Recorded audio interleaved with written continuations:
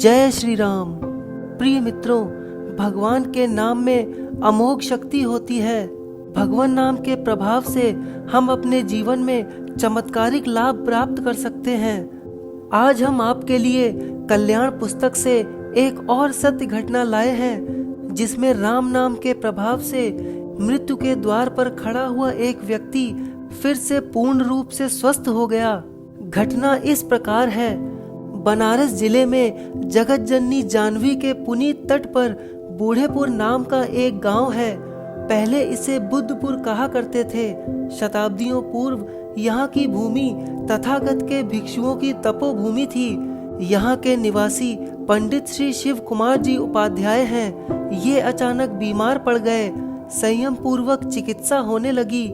ऐसे निष्ठुर संयमी बहुत कम देखे जाते हैं। वैद्य ने जो बता दिया उसका अक्षरशः पालन करना ये अपना धर्म और व्रत समझते थे, किंतु इतने पर भी स्वास्थ्य में कोई लाभ नहीं हो सका। स्वास्थ्य उत्तरोत्तर गिरता गया। 1 वर्ष में इनका शरीर पीला हो गया, आंखें गड्ढे में धंस गईं, अस्थियां बाहर निकल आईं। इनकी वृद्धा माता का तो सर्वस्व लुटने जा रहा था। जवान बेटे का सदा के लिए बिछोह होने की कल्पना कितनी घातक होती है, इसे वे ही अनुभव कर सकते हैं जिन्हें माता पिता होने का सौभाग्य प्राप्त हो सका है। बेचारी वृद्धा माँ के चेहरे पर हवाइयाँ उड़ती रहती। वे दिन भर रोती और जिस किसी से तनिक भी सहानुभूति पाती उसके पैरों पर गिरने के लिए प्रस्तुत हो जाती। अपना सर्वस्व देकर प्राण प्रिय पुत्र की प्राण रक्षा के लिए वे बेचैन थीं। चिकित्सा और सावधानी से आरंभ हुई, पर कोई लाभ नहीं हो सका। पूरे 2 वर्ष निकल गए।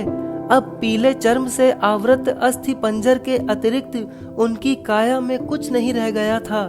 चिकित्सा के लिए उन्हें काशी ले जाया गया, पर 4 मास के बाद वहां से भी निराश होकर लौट आना पड़ा।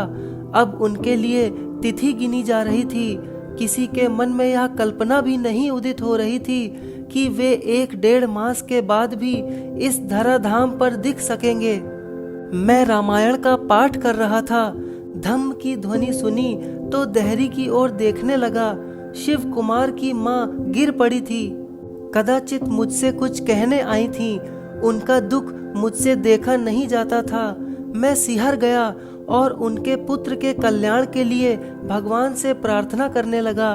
वृद्धा ने बताया कि शिव कुमार के चाचा से वैद्य ने बिल्कुल निराशा प्रकट कर दी है। मैंने कहा, चिंता नहीं करनी चाहिए, भगवान की शक्ति का पार नहीं है।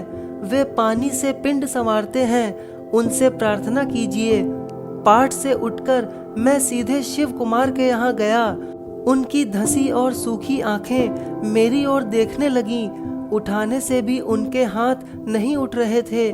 मैंने पूछा, आपका भगवान में विश्वास है या नहीं? वे बोले, अब उनके सिवा और किसका भरोसा है? मेरा उन पर पूरा विश्वास है।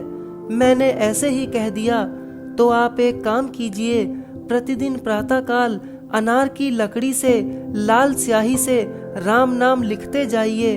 मेरा विश्वास है आपको बहुत लाभ होगा। दृढ़ विश्वास के साथ उन्होंने कहा, आपकी आज्ञा का पालन मैं अवश्य करूंगा मास्टर साहब। उसके 5 दिनों के बाद मैं उनके घर गया। उन्होंने बताया कि पहले तो हाथ ही नहीं उठ रहा था, पर अब 2 दिनों से 500 राम नाम लिख लेता हूँ। जीवन से निराश होने के कारण उन्हें भगवान के चरणों में निष्ठा हो गई थी। क्षय से त्राण पाना असंभव समझकर उन्होंने अपने को प्रभु पर छोड़ दिया। वे राम नाम लिखते गए और लोगों ने देखा कि अब साधारण औषधि से भी उन्हें लाभ हो रहा है। उनका स्वास्थ्य क्रमशः सुधरने लगा। ये पंक्तियां शब्दशः सत्य हैं कि राम नाम लेखन के प्रभाव से 2 वर्ष बाद ही वे लंगोट कसकर अखाड़े में उतर गए। 5 वर्ष बाद उन्होंने नॉर्मल की परीक्षा पास कर ली और अब काशी में गया घाट की पाठशाला में अध्यापन करते हैं। उनके स्कूल में अपने बच्चों की भर्ती कराने के लिए वे वैद्य गए, जिन्होंने शीघ्र उन्हें इस जगत से विदा होने की बात कही थी।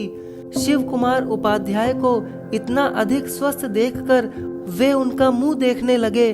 शिव कुमार ने नम्रता पूर्वक कहा, वैद्य जी, मैंने राम नाम की महा औषधि ली और परिणाम आपके सामने ही है।